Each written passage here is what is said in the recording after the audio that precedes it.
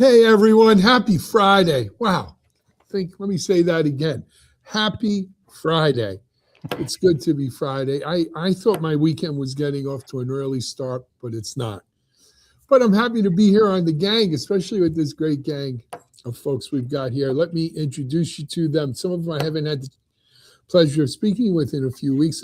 Our friend Wickey Wang. Wickey, how are you? How are you? Good. Yeah. Good. Also, I haven't seen her in a very long time. My friend Tracy Ragan. Hey, Tracy. Good to reconnect and have you on today with me on at the same time because we always have fun. Absolutely. And then these two, I feel like we've been on, I don't know, 3 or 4 times this week with you, Jack Poller and John Swartz. Yeah. Hey, guys. Hi. All right, let's jump into things on this fine Friday. You know, you got to give Dario Amodei credit, right? The big bad wolf huffed and puffed and threatened to blow his house down, and they took a stand, and he stuck by his morals and ethics and positions. I wrote about this earlier in the week before Amodei's latest stand, outlining it. But John, what do you think? Well, in the classic refrain, this is a developing story, and there's a new little angle here, and that's Sam Altman, actually. And we'll mention that in a couple seconds. But first, you're right, Alan. We talked about this yesterday. There's this big confrontation or face-off. It's almost like a high-stakes game of chicken between Anthropic and the Defense Department over the use of Claude and this $200 million Pentagon deal. Hegseth, the Defense Secretary, wanted some guardrails lessons, maybe softened, and Anthropic acquiesced somewhat in a policy statement that they issued. There's a deadline of Friday, today, actually, in a few hours on this deal. And what was pushing Anthropic was they're in very big danger of losing this deal to either OpenAI or Google or someone else. And they need the revenue. And so anyway, there was this head-on collision, and it looked as if Anthropic had backed away. It looks like they didn't seize, as you had written, Alan, they didn't seize their Apple moments going back to 2016, and we can talk about that later.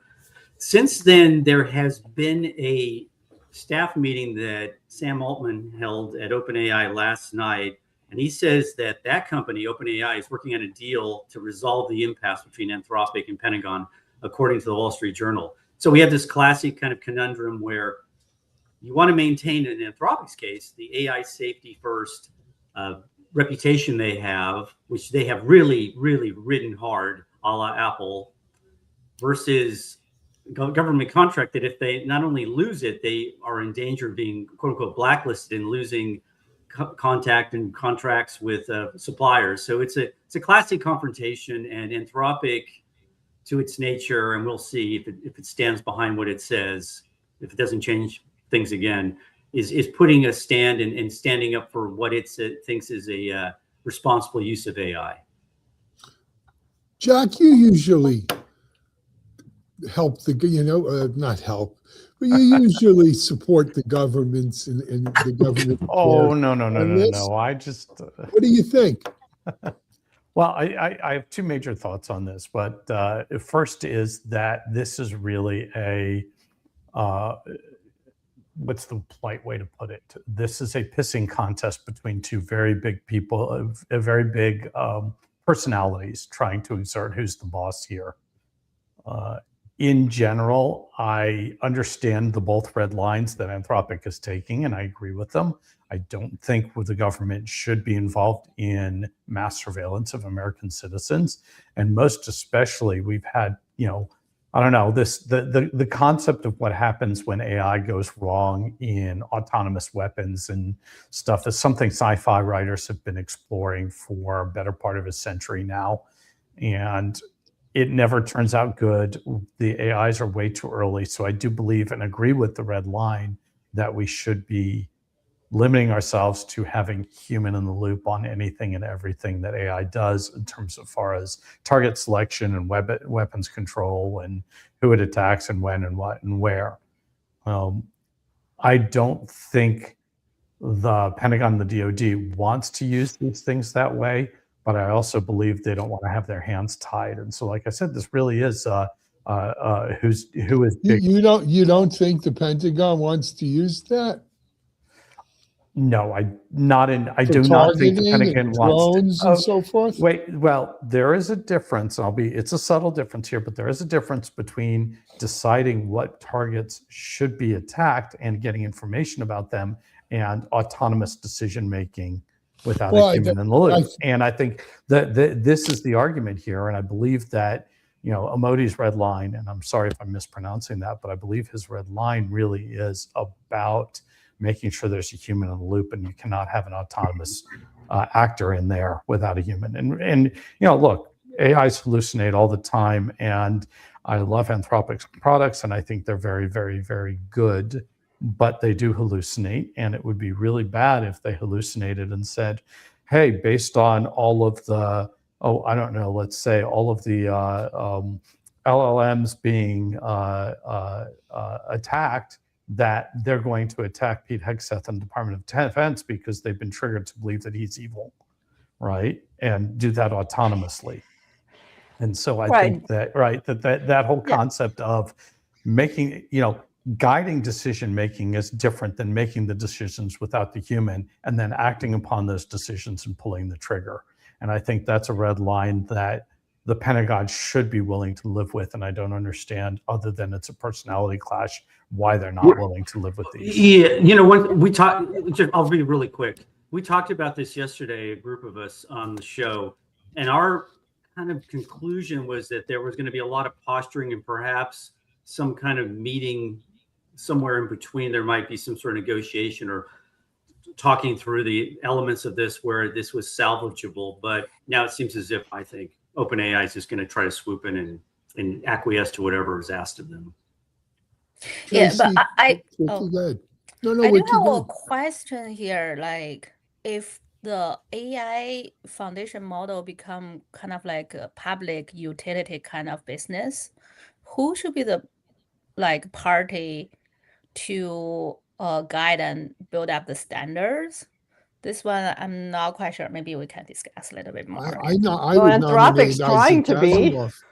But he's dead. I'm sorry, what, Tracy? Anthropic's trying to be that, right? For their own, right? They have the Claude Constitution. So here's my take on this, for whatever it's worth. I wasn't on yesterday's show, John. I was out. But I did write the story. I think I picked it. You could agree or disagree with Modi and Anthropic's position. But at the end of the day, it's their company and their right to decide how their tools are used. And if the Department of Defense doesn't want to use it with those rules, they don't have to. But here's where it gets heavy-handed. And this is typical of this administration. Like a petulant 5-year-old who needs to get sent to the bedroom without dinner. They say, Modi and Anthropic, if you don't do this, not only are we not going to use you, not pay you, but no, we're going to basically declare you persona non grata, right? We're going to declare you a supply chain threat that, like by statute, cuts you out of a lot more work than just the DOD stuff. They're looking to be punitively, publicly, punitively punishing this company because they won't roll over and play dead to Boxcar Jesus or whatever this guy calls himself when he's not drinking. Okay? Amen. Amen. And that's heavy-handed. That's totalitarianism. That's wrong. We should not even be having this conversation. We as a group should not even be in the news. This should be gentlemen and gentlewomen making decisions in a boardroom, sitting down and talking things out and figuring this stuff out. Nobody wants a RoboCop moment. I'm actually glad they're talking about this publicly, because I think Anthropic. The point is, John, needs to show a backbone and stand up for something. I mean, all these other guys are pushovers, and I really do like this. And if Anthropic wants to be considered the Apple of its era or of its industry, this is its moment to show that. Yeah. Yeah, but this is not needed. Pushovers. They this want is money. not needed. Yeah, they don't need to blacklist a company because the company says our product's not ready. That's what this That's is. the This is problem what I'm having with it. Yeah, Yeah. that's the problem. And it's, Right. and with this administration, everything is like that, which means that they're not going to get the best product in their hands because they're not working with companies to say, this is what we want to do in the future. What do we need to do so we don't have a RoboCop moment? Seriously. I don't have a problem with the Department of Defense saying any tool we use, we're going to have the right to use it as we see fit. And if a company doesn't want to acquiesce to that, that's okay. You shake hands. It's a big market. There's a big market outside of the DoD, right? And you go on. You don't go out to punish the company because they don't toe the line, when you're asking them to salute. The irony here is the Defense Department is taking two completely 180-degree orthogonal positions. Right, they're playing two diametric, yeah. Right. They're declaring that Anthropic is a critical infrastructure thing that therefore they can use the Defense Product Act to force them to acquiesce. Which is sort of a wartime thing, but that's typical of this. But we've used it elsewhere. An emergency and a war. Right. We've used that elsewhere. And other, the Biden administration used that power too to force people to do things. But it seems counterintuitive to declare the Anthropic is super critical to the Defense Department and a supply chain risk at the same time.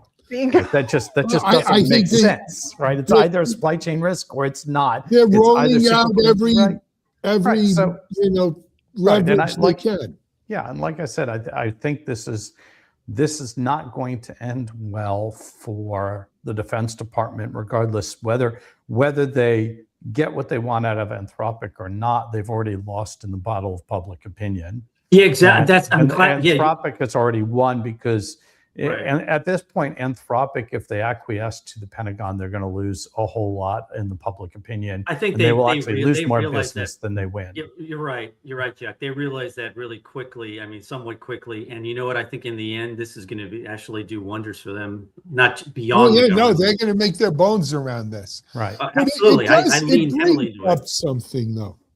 I just before I jumped in here, I was working on an article. It probably won't go out till Monday, but it's based upon some research by the folks at, I don't even know how you pronounce it, Ipsos. Very interesting thing here.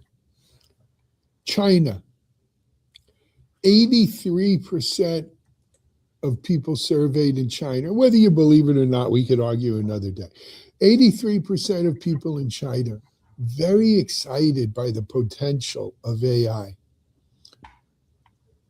The rest, 17% or whatever, hesitant, about AI and its potential to impact themselves and humanity and, the downside, if you will. In the US, only 39%, a clear minority, are excited by AI.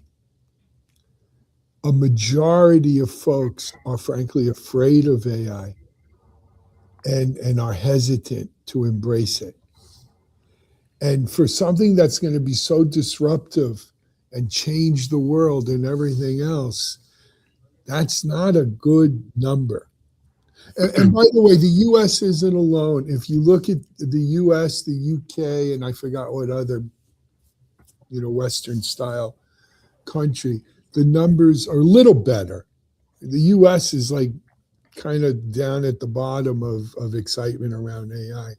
But, is this one of the reasons why we see this stuff playing out? We hear so much about all of these things. I don't think we've ever had a technology so politicized. So polarized. And polarized, right. But it's being used as a political tool now. We had a couple of these talks back. We talked about what will AI be used in the political discussions rolling into November, saying it's going to take our jobs, kind of like immigrants taking our jobs. Now it's going to be AI. We're making AI the enemy at the worst possible time that we could. And discussions. We're making it the enemy too about affordability in terms of like energy costs and the whole data center thing and the enemy. And and to me, again, we should not even be having a discussion about what Anthropic and the Pentagon's talking about, because it should be a working partnership between all of these companies to come up with some agreements on how this stuff is going to work. It is just everything is polarized, everything's political. And I am so done with it. I am welcome to the last decade. Yeah. Oh my goodness. That's go down a rabbit hole. That's the world we live in.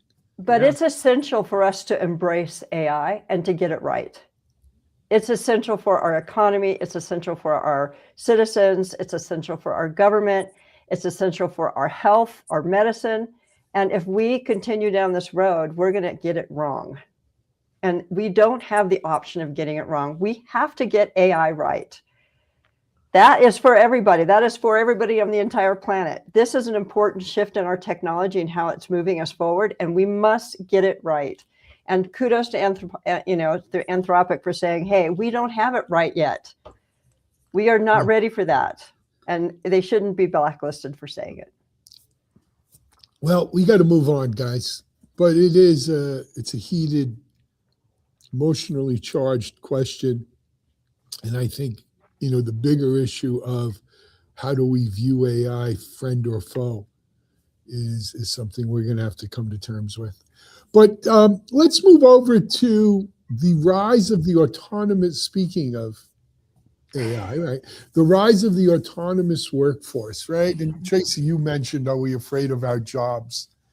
Well, maybe. Jack, what's this one about? Well, I think, I was going to bring that up if you didn't. I think part of the problem is the language we use to describe these things. So ServiceNow made an announcement about their latest feature and incorporating AI, and they're talking about it as an autonomous digital AI workforce. And I really think that that's a poor framing of it. But what they have done is they have basically said, let's use AI as a natural language interface and agentic AI, on the back end to help with what would be considered tier 1, level 1 AI help desk type tasks, things like password resets, account lockouts, all of the very routine stuff that IT people handle on a daily basis that takes up an inordinate amount of time, is very easy to solve with automated workflows. And so what ServiceNow has done is basically added some automation and some AI agents around it. What the real story here, though, is that the value is in the governance and the control plane and the platforms. And I think Wickey mentioned this earlier, talking about platforms. There is a drive from ServiceNow and Workday and others to build an entire platform that helps people automate their basic business operations and their all of these things that are very repetitive, very simple tasks that can be helped by AI, which can gather additional more context, can work faster, as long as you put in the right guardrails. And I think, as I said, the real value here isn't in the workforce, but it's in the control plane that controls all of the AI agents and being able to put the right guardrails, the right security around it. Yeah, I personally am very, I feel this sign is very positive, actually. You can see the step-by-step what ServiceNow doing, right? Like last year, I did a podcast for ServiceNow and Salesforce regarding how they try to be an agentic platform. And you can also see they acquire some company like identity security or something, try to make the AI agents become more governant and also make all those workflow works. Even though like people is kind of like scared, okay, AI agent will replace their work, but think about those works like ServiceNow try to provide, right? It's like you can do like a 24 hours monitoring. in person, like at your sleeping time, like take turns or something, which is really hard for human. But now like an AI agent can help you. This is part of the helping part. So I like this part, which make me don't understand for the current market is even the ServiceNow did so much, right?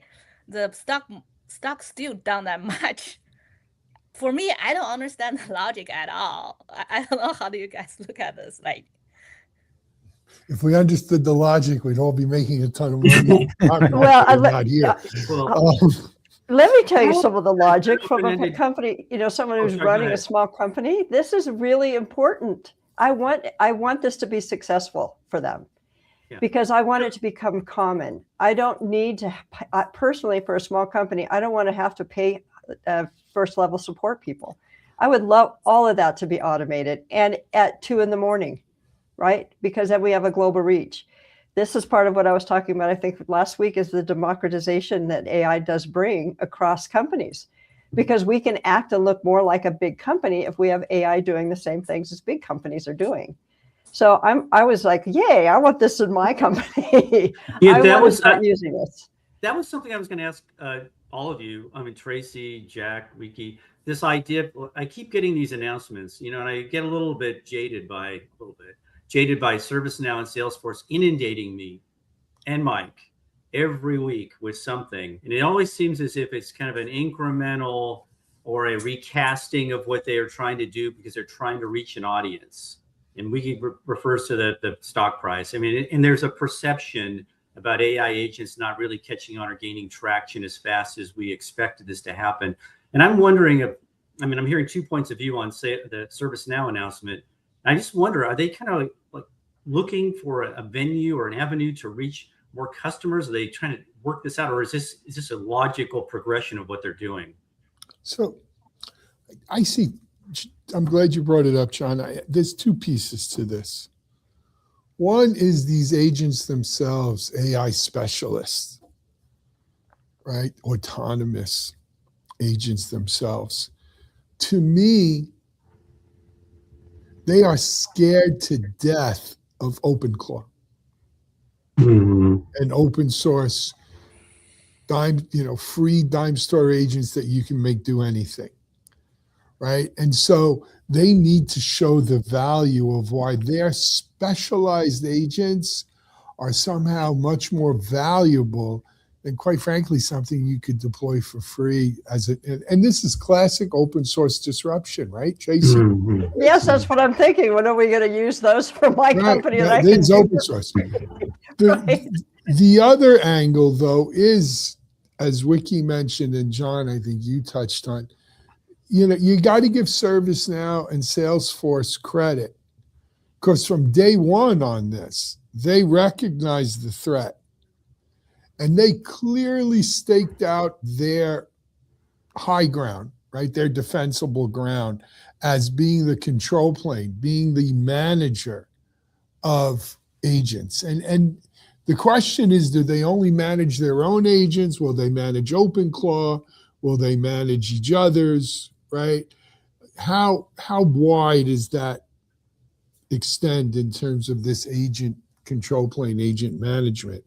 Because no matter how many AI specialists ServiceNow spins up, there'll always be other specialties and other agent uses that they don't have, but that they still don't want to give up the control plane for. And I think that's what both Salesforce and ServiceNow are angling towards, right? And on one hand, the agents themselves may wind up becoming Linux, right? Or Kubernetes or something, where they're open source and people are going to use whatever they want without regard to that. But then on the other hand, they realize their real opportunity is the control plane. There's another part to this, though, Alan, which is that, I think, John, you were asking, alluding to this in the questions, and so was Wickey, in terms of the stock market, which is how do we position and market this? And it's really all about putting an AI tag on top of what they do. And I'm not saying that they're not using AI. They are using AI. But if you look at the business model for ServiceNow, Salesforce, Workday, and these other companies, they are all about automating very boring routine tasks in the business that are all necessary tasks. But I can tell you that no HR person wants to have the 44th conversation today about what benefits that an employee gets when the employee can find out that information, or an agent can provide that information for them. You're a 40-year-old employee with a wife and 2 kids. Here's your partner and 2 kids. Here's what benefits you get. I don't need to go over that with you. And new employees don't need to hear the pitch over and over and over again, or sign up for the 401k or whatever it is, right? So they are in the business of automating. They're now going to put automation. They're going to put AI tags on all of this as sales and marketing efforts. And I don't necessarily think that's a bad idea. And they're not AI washing. They actually are using the AI, but this is a lot of how do we get out there and get more customers, or inform our customers of what's available. As Tracy said, I'm also a small business owner. Do I want to deal with that stuff with my employees? Absolutely not. I would much rather be able to have some automation do this for me. And there's a lot of value in that. People also don't want to be the first level of tech support, doesn't want to answer the phone call and say, "Oh, you're locked out, okay?" Or "My computer doesn't work. Have you tried rebooting it?" Nobody likes being on the other end of that call either, right? And so, Tracy, vehement agreement, right? Nobody likes that job. It's not a job nobody says, "I want my life to be spent day in and day out saying, reboot the computer." Jack, I agree with you, but let me ask a question. All of us here, all of us have interacted with AI support via a website by this point. Right? Yeah. Whether it's an airline or software or whatever. Have you been happy? Uber's a big one for me, Uber and Uber Eats. Have you been happy with the service that the AI support has rendered to you? I do have one example. This is like X, right? I try to change my password, but for some reason I haven't set up my code generator, so I'm kind of like a block there, and I call their customer service. They only have 2 options. One is reset up your password. The second one is talking about the 2-factor authentication. My question is in the middle. So no response for that, and there's no human in the loop guide me to the other route. So I just feel like maybe if you want to use AI, right, I guess maybe need to bring human in the loop, so the customer service side can get a better user experience or something. Wickey, this is a really good conversation to be having around this point, in particular, even around marketing, because we haven't gotten to a point where we're using agents truly like robots, sense first, reason second, act third. So what you're saying is when you have 2 options, that's more of a menu-driven, rules-based AI system, as opposed to a system that's listening and sensing, reasoning what you're asking for, and then acting upon it. And this is what I think this is where we're going to start seeing real change in agentic AI, where that reasoning, sensing, and acting process, or the sensing, reasoning, and acting process is going to get better and better. And it's going to make many things easier for small companies like ours, marketing, support, any outreach that we do. But right now, I don't think it's perfect. Well, and I'm going to jump in here because I can see Alan sort of shaking his head. And I've got, I'll tell you that I've spent over the past day and a half, I've spent about 4 hours on the phone with Samsung and T-Mobile trying to upgrade to the latest Samsung phone. And I have talked to the AIs, I've talked to the humans. I know what the bug is in their system, but I can't get anybody to listen to me, right? And the humans go through the exact same checklist and steps as the AI does. And right now, the automated AI are automating the existing workflow and steps the humans do without adding, as you said, Tracy, the sense and the reasoning part first. And so at this point, I'm about to say, screw it. I'm going to do something else because I can't get satisfaction from either a human or the AI. But you know what, Jack, to be fair, you ask the people at Samsung, they may tell you, well, that's good training, right? We trained the humans and we took that right into the agent. They both do the same thing. It worked, right? That was what we were shooting for. Right? It may be a bad result, but that's what we were. That's how we were designing this to have the consistency between them. Yeah, but you mentioned, Jack, you mentioned really, this is maybe off topic, but you mentioned AI washing. We're going to be hearing a lot more of that in the next few days, I suspect, after what happened at Block. But anyway, I'm going to write about it, but oh my God. Well, that's a whole nother topic, but. Yes, it is. Let's go to a whole nother topic though.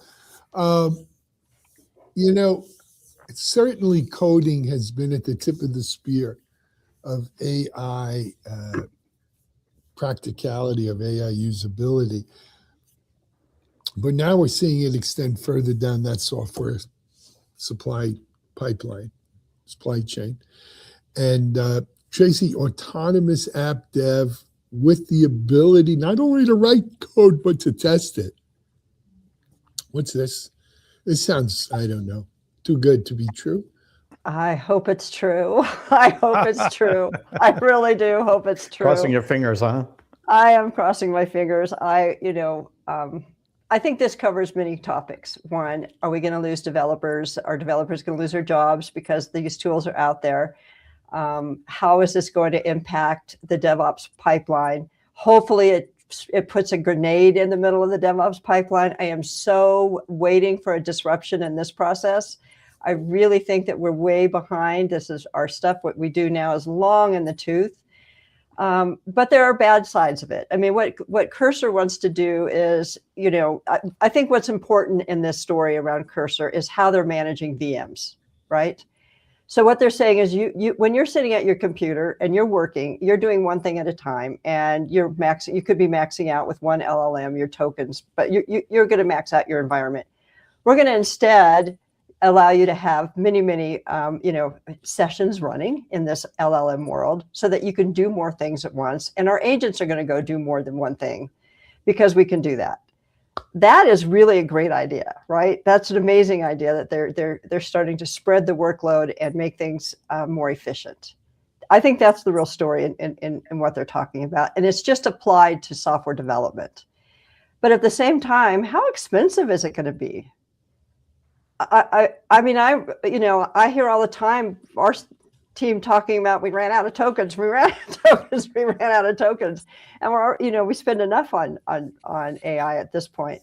So too bad someone didn't ask that about cloud 10 years ago.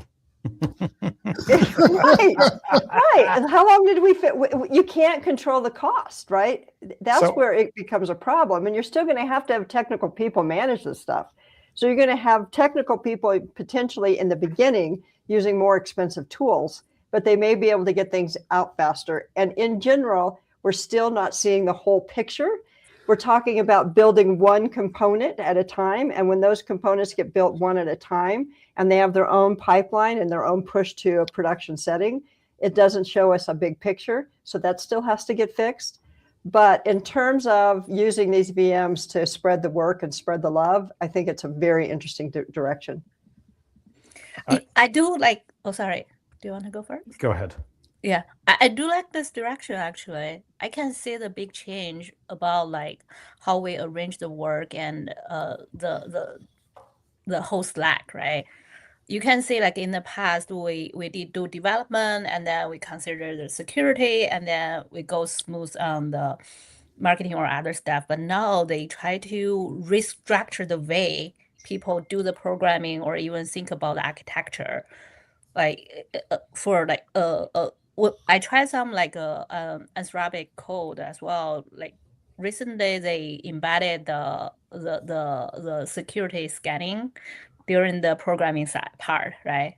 So it's kind of like change the way, like the step by step, but they embed some portion to the left side or early side, which changed the structure and way. I like this way, but like again, I agree with you. Like some developer may worry about it because currently not only developer can do the developer work. Non-developer, like at the business side, if they have idea, they can do by themselves. Well, now we're going to just pile the cost of cloud on top of the cost of AI. And I feel like that there's going to be a problem with expense to really get the adoption of this, even though it's cool. It just has a way to go before it's going to be affordable. But I'm glad you brought up the expense though, because, I'll give a personal story. I was doing an analysis of some survey data. So I have a giant Excel file with a whole bunch of stuff, and I'm using Python to manipulate it. And a friend told me just use Claude Code. So I started trying Claude Code, and I was like, wow, this is awesome. I'm doing so much more than I could possibly ever have done before. And I ran through my $20 of tokens in, a day and a half or whatever it was.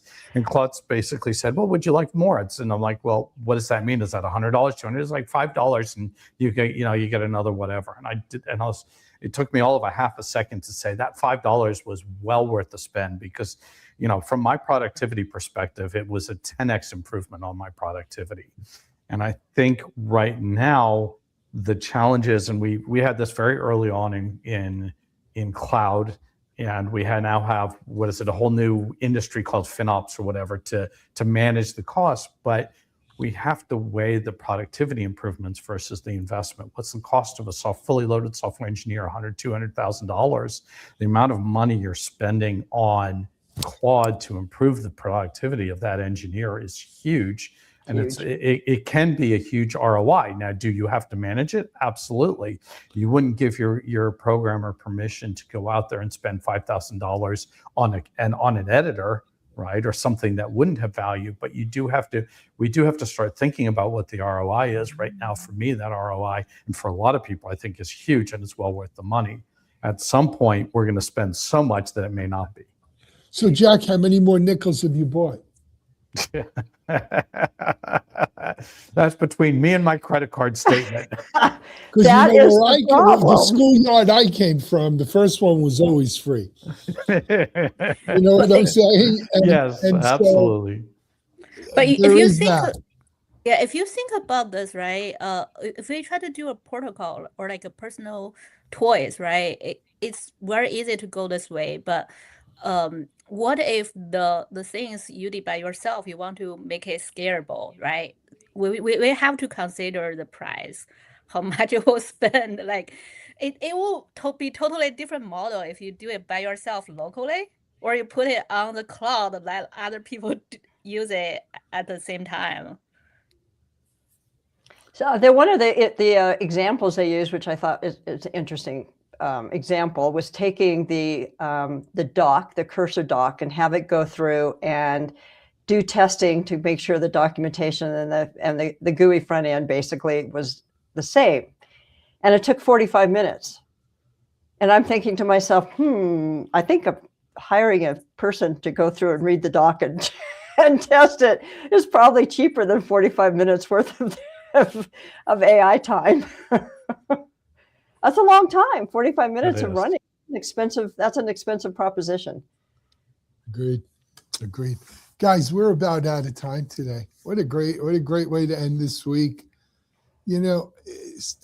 Sometimes I look back over the week.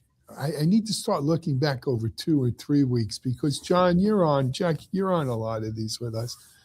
The pace of these developing stories is accelerating so much. I mean, news cycle is in parallel with the technology, and it's I was going to mention something. I talked to this guy, a couple of executives in the last couple of days, one from Vost Data and one from NVIDIA, and all they talked about, they say, we know this subject well, but the pace, we're relearning something new every day, and I feel, Alan, like we're writing and chasing things that we never imagined we would be doing. No, I think I mentioned this. I was talking to David Brin, the sci-fi author, who's keynoting for us at our RSA seminar on that Monday of RSA week about AI native dev, securing AI native dev. And I said, David, I'd like you to get maybe some of your other sci-fi author friends. I'd love to do a podcast with you on, did you ever think you would be living to see the stuff you were writing about as sci-fi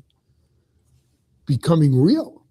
I mean, we're living in many ways a bit of a sci-fi future, whether it's Philip Dick and the, the Electric Dreams and Blade Runner, or Asimov's laws of robotics, or what have you, or Frank Herbert, the machine wars, the thinking machine wars, right, in Dune.